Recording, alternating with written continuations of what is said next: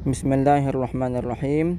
Sebelum kita mulai membahas panjang lebar mengenai ilmu mantik, hal pertama yang perlu digarisbawahi adalah ilmu mantik itu pada dasarnya hanya membahas 2 poin saja, yang mana kedua-duanya merupakan pembagian dari ilmu makhluk, yaitu tasawur dan tasdik. Idraku mufradin tasawuran olim wa darku nisbatin bitasdiqin wusim. Idraku mufradin, idrak mufrad, olim tasawuran itu dikenal dengan nama tasawur, wadarku nisbatin dan idrak nisbah. Ya, di sini wajib takdir lafaz wuku, yaitu wadarku wuku'i nisbatin. Karena kalau idrak nisbah itu masih dikategorikan dalam tasawur. Jadi dan idrak wuku' nisbah itu wusim bitasdikin, dinamakan dengan istilah tasdik. Ilmu makhluk dibagi menjadi 2 macam. Yang pertama tasawur, yaitu idraku mufradin, idrak mufrad. Apa makna idrak mufrad? Yang pertama lafaz idrak. Idrak ini sama dengan ilmu, yaitu mengetahui, memahami, memperoleh ilmu. Sedangkan makna mufrad yaitu sebuah kosakata seperti baju, buku dan lain-lain. Jadi makna idraku mufradin ini adalah mengetahui makna suatu kosakata. Seperti paham makna baju, apa itu celana, apa itu sandal, kipas angin, nasi, sayur, gunung dan lain-lain. Termasuk juga dalam kategori tasawur adalah yang diistilahkan oleh ulama mantik dengan nisbah kalamiyah, yaitu mengetahui atau memahami gabungan kosakata namun tidak menghukumi benar atau tidaknya dalam kenyataan, seperti paham makna Zaid sedang berdiri. Ya, kita paham Zaid itu adalah tasawur, karena itu adalah sebuah kosakata. Kita paham makna berdiri, itu adalah juga tasawur, karena itu adalah sebuah kosakata. Kita paham maksud daripada Zaid sedang berdiri, gabungan 2 kata tersebut, ya, itu juga namanya tasawur, dengan syarat belum menghukumi dalam kenyataan. Contoh lain, HP itu mahal, buku itu tebal, yang mana semua ini tanpa menghukumi apakah Zaid itu benar-benar berdiri atau tidak, HP itu apakah benar-benar mahal atau tidak, tanpa menghukumi dalam kenyataan. Itu namanya nisbah kalamiyah. Maka tasawur terbagi pada 3 macam. Yang pertama tasawur maudhu' saja, seperti Zaid itu siapa. Kemudian yang kedua tasawur mahmul saja, seperti makna berdiri itu bagaimana. Yang ketiga tasawur nisbah atau nisbah kalamiyah, seperti menyandarkan makna berdiri yang sudah diketahui maknanya pada si Zaid yang sudah dia kenal tadi dalam akal, tanpa menghukumi apakah Zaid itu benar-benar berdiri atau tidak. Itu namanya tasawur. Sedangkan tasdik yaitu idraku wuku'in nisbati, idrak wuku' nisbah. Idrak sama dengan ilmu, yaitu mengetahui, memahami, memperoleh ilmu. Kemudian makna wuku'. Wuku' ini artinya terjadi dalam realita ataupun kenyataan. Kemudian an-nisbah. Makna nisbah adalah gabungan 2 kosakata secara tarkib isnadi, seperti mubtada dan khabar atau fi'il dan fa'il. Maka makna idrak wuku' nisbah adalah mengetahui bahawa nisbah tersebut itu benar-benar terjadi dalam realita atau benar-benar tidak terjadi.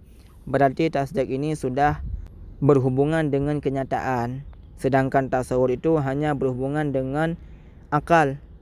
Mari kita perhatikan beberapa contoh berikut ini. Yang pertama, contoh yang dihukumi subut. Dalam kitab fikih disebutkan as-salatu wajibatun. Maka di sini ada 4 tahap untuk menghukumi bahawa salat itu benar-benar wajib. Tahap yang pertama memahami makna salat, yaitu maudhu'nya, yaitu salat adalah beberapa ucapan dan tindakan yang diawali dengan takbir dan diakhiri dengan salam pada kebiasaan. Itu takrif salat. Sesudah mengetahui makna salat, kemudian kita menuju tahap yang kedua, yaitu memahami makna wajib, mahmulnya, yaitu sesuatu yang diberi pahala bila dikerjakan dan disiksa bila ditinggalkan. Tahap ketiga, menyandarkan makna wajib pada salat. Kemudian tahap yang keempat, menjatuhkan ataupun menghukumi wajib pada salat, iaitu salat itu benar-benar wajib dalam kenyataan.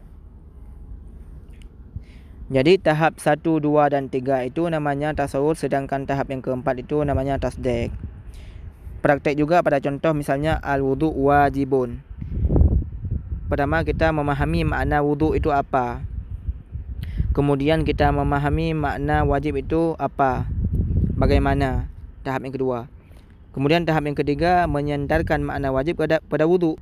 Kalau wudu itu wajib itu bagaimana surahnya? Bagaimana gambarannya dalam akal? Ya.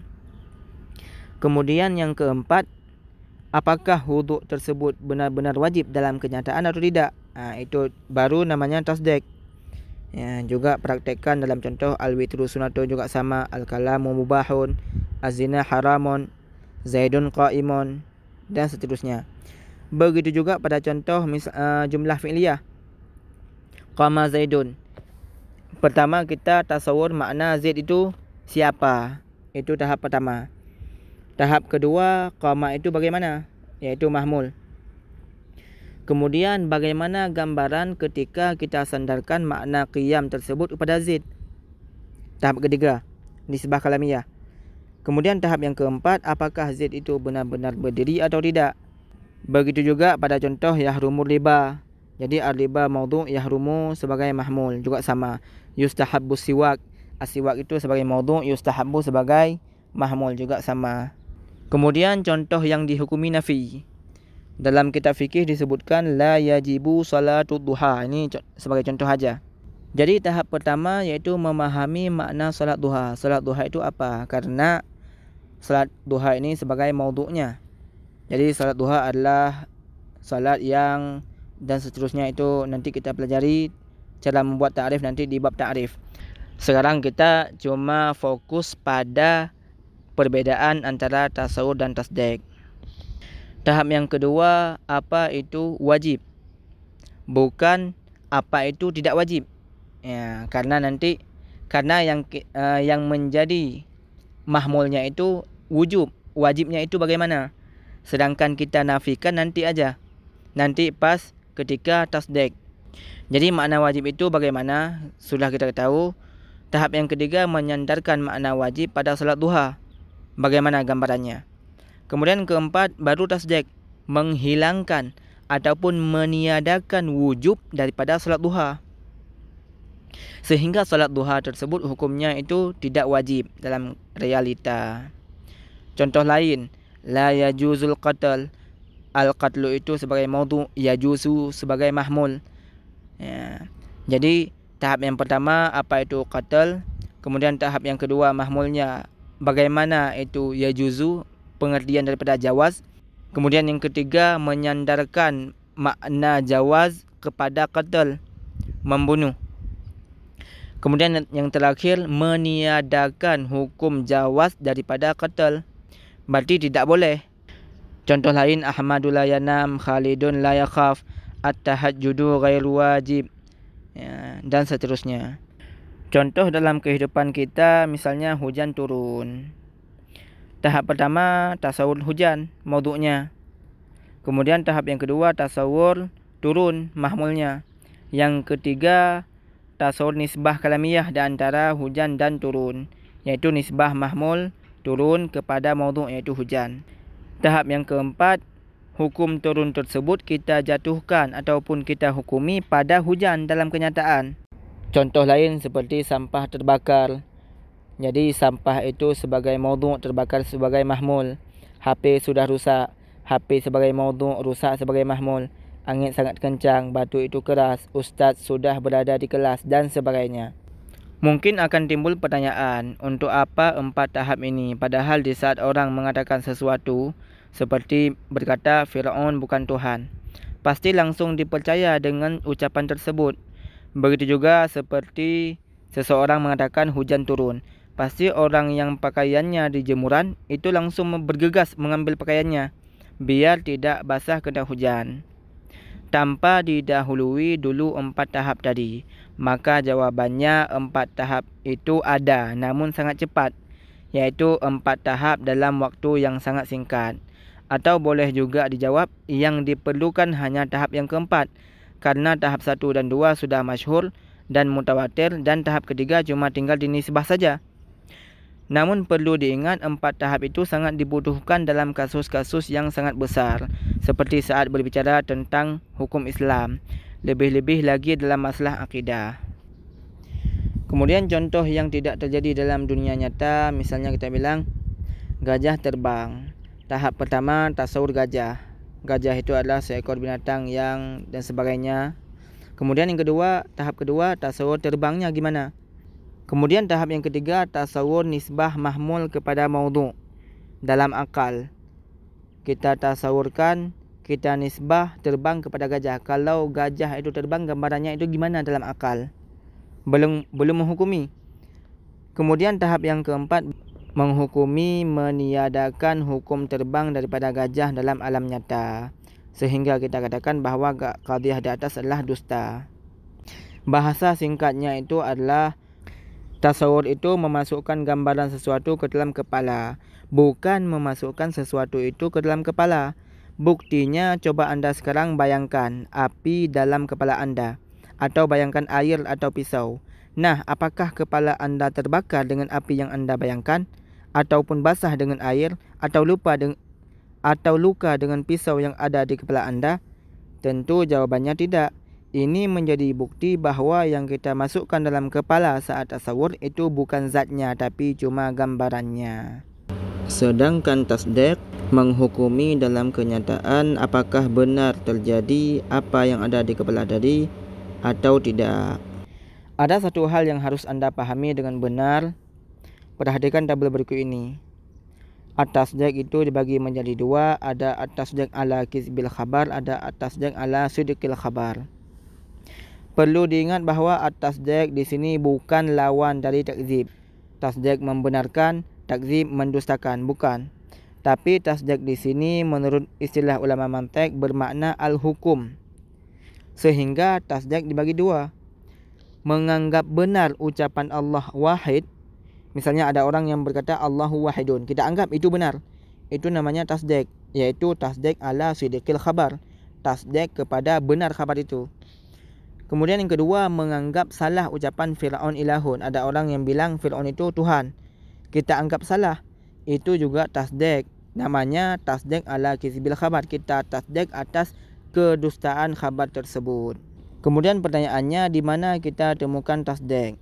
Jawabnya pada jumlah khabariyah, yaitu jumlah yang berkemungkinan benar dan dusta. Artinya jumlah yang dihadapkan dengan kata orang, anda jujur ataupun anda benar, atau ucapan orang, anda berdusta. Contoh, kita bilang Muhammad Rasulullah, maka kata orang yang beriman sadaqta, dan kata orang pendusta kazabta.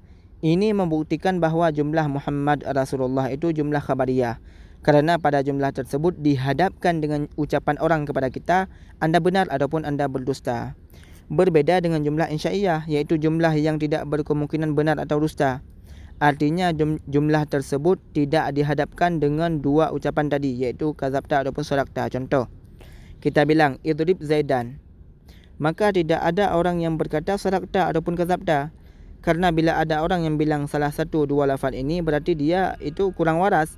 Karena kita cuma memerintah, maka tinggal dia mau mengerjakan perintah kita atau tidak. Bukan membawa sebuah berita yang sehingga kita dikatakan jujur ataupun dusta. Termasuk juga insya'iyah itu seperti istifham. Contoh, hal Zaidun qaimun, itu tidak perlu, itu tidak ada jawabannya sadaqta atau kazabta. Tamanni, laita syababa a'idun, taraji, la'alla ibni alimun, dan lain-lain. Jadi tasdiq terjadi pada jumlah khabariyah, tidak muncul pada jumlah insya'iyah. Wallahu a'lam.